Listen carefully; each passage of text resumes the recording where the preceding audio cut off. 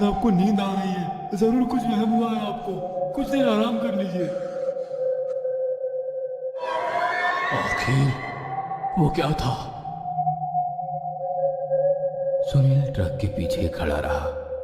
सखाराम ने एक नजर नीचे सड़क की ओर देखा। जिस कच्ची सड़क से ट्रक गुजरा था उस सड़क पर मोबाइल की टॉर्च की रोशनी डालकर चलने लगा। पूरा इलाका एकदम सुनसान, डरावना लग रहा था।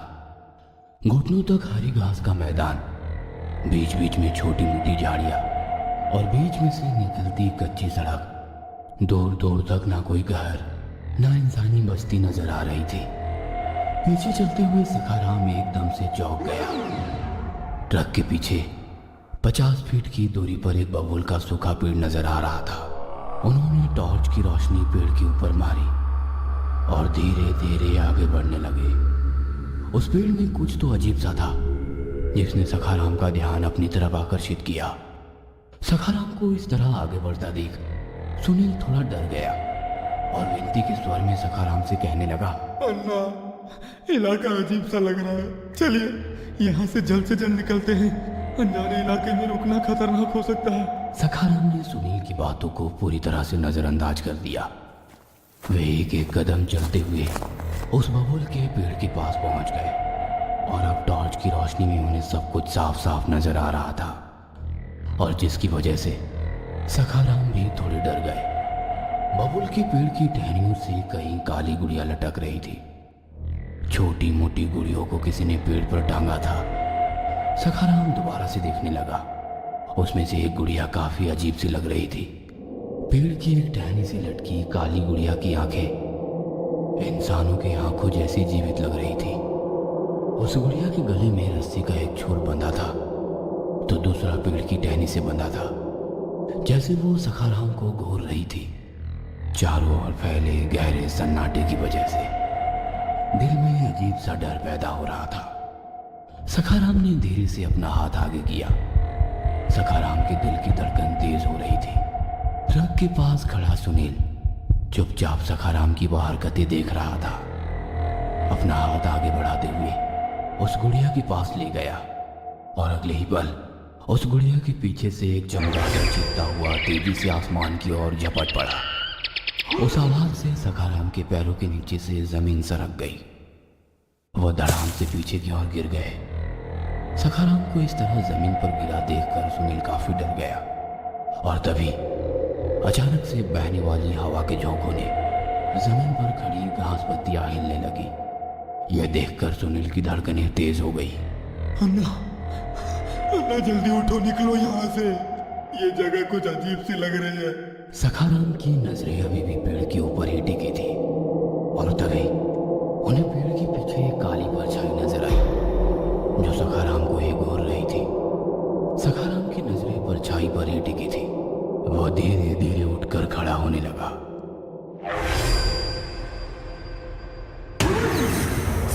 पलक झपकते ही वह परछाई पेड़ के नीचे से दौड़ते हुए सखाराम के ऊपर झपट पड़ी।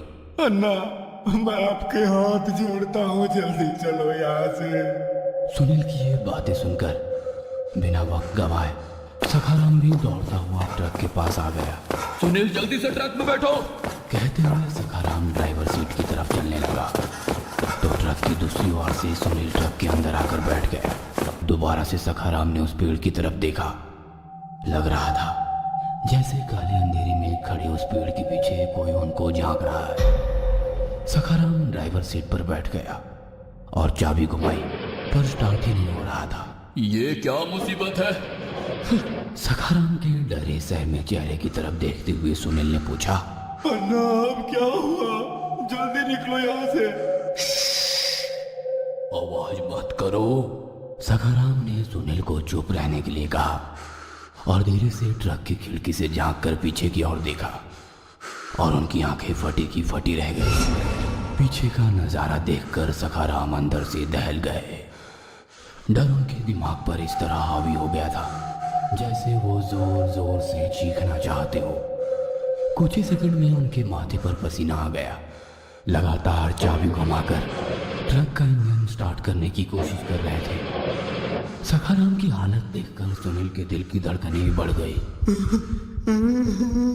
अन्ना क्या हुआ? आप इतना डरे हुए क्यों हो? अन्ना मुझे बताओ क्या हुआ है? पर सखाराम कुछ भी बताने के क्या, कहने की भी हालत में नहीं था। सखाराम की नजरें ट्रक के पीछे ही गड़ी हुई थी। ट्रक के पीछे अंधेरे में कोई रेंगता हुआ नजर आ रहा था। सिर्फ इतना ही नहीं, ट्रक के पीछे जो भी था लग रहा था जैसे वो एक ही झटके में खड़ा हो रहा था। अगले ही पल जमीन पर गिरकर अपने हाथ पैर पटकता और जमीन पर अपना सर जोर जोर से मारता, फिर अगले ही खड़ा हो जाता था। उसकी हरकतों की वजह से जैसे धुएं का एक गुब्बार उस जगह बन गया था। अब वो जो कोई भी था वो शांति से खड़ा हो गया। सखाराम की तरफ पीठ करके वो दूसरी तरफ देख रहा था।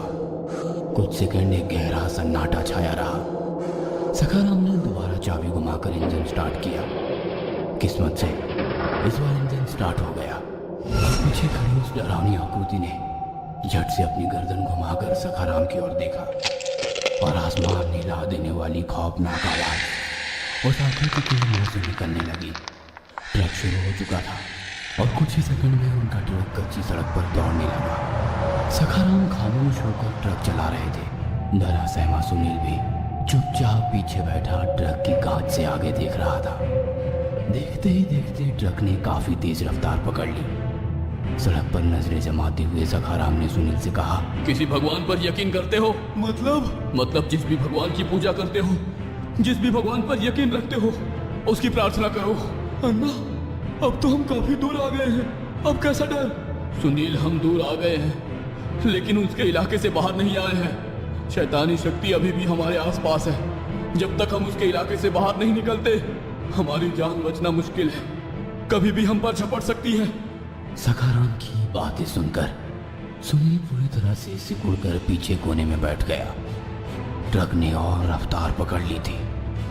ट्रक के पहिए से निकले धुएं के गुब्बार ने पूरी तरह से सड़क को धुंधला कर दिया था। धड़कनें बढ़ गई थी। दोनों का भी गला सूख गया था। सामने वाली कांच के पास रखी बोतल उठाकर सखाराम ने थोड़ा पानी पी लिया और बोतल साइड में रख दी। सुनील का भी गला सूख गया था।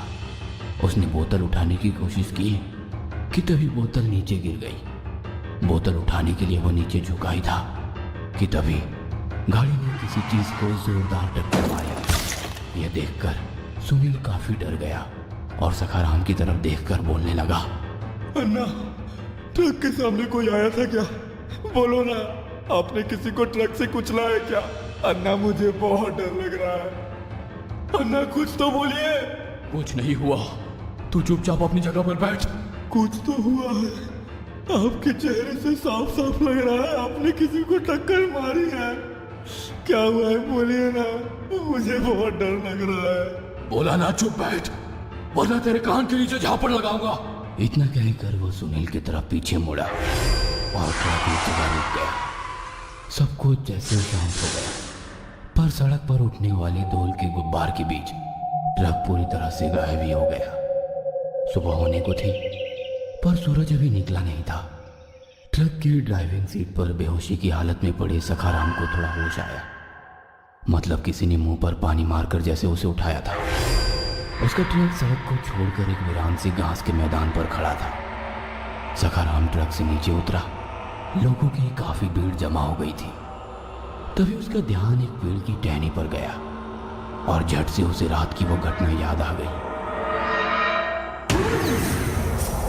वह वही बबूल का पेड़ था जिसके ऊपर कई डरावनी गुड़िया लटकी हुई थी, पर अब उस पेड़ पर एक भी गुड़िया नहीं थी। तभी जमीन पर उसे कुछ दिखाई दिया। धूल मिट्टी से लथपथ कीचड़ बनी एक लाश जमीन पर पड़ी थी और वो जमीन पर गिर पड़ा।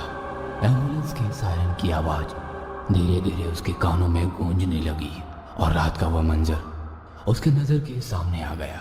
अन्ना, कुछ तो हुआ है। आपके चेहरे से साफ साफ लग रहा है आपने किसी को टक्कर मारी है। क्या हुआ है, बोलिए ना, मुझे बहुत डर लग रहा है। वो शैतानी आत्मा तुम्हारे रूप में ट्रक के सामने आई थी, जिसे मैंने कुचल दिया। अब तो चुपचाप बैठ, वरना तेरे कान के नीचे झापड़ लगाऊंगा। इतना कहकर वो सुनील की तरफ पीछे मुड़ा और सन्न रह गया, क्योंकि ट्रक में सखाराम की पीछे वाली सीट पर सुनील नहीं बल्कि वो बुढ़िया थी जो बबूल के पेड़ से लटक रही थी। उस दूर दूर तक फैले हरे घास के मैदान में सखाराम का ट्रक खड़ा था। ट्रक एक ही जगह कई चक्कर लगा चुका था। उस वजह से जमीन पर बड़ा सा लिंगन यानी चक्र बन चुका था। एक सखाराम को लेकर एम्बुलेंस उस जगह से दूर जाने लगी। तभी भीड़ में से कोई बोला, यह ट्रक ड्राइवर कल रात मौत के चक्रव्यूह में फंसा था, पर इसकी जगह मौत ने इसके साथी को चुना। पता नहीं अगला शिकार कौन होगा।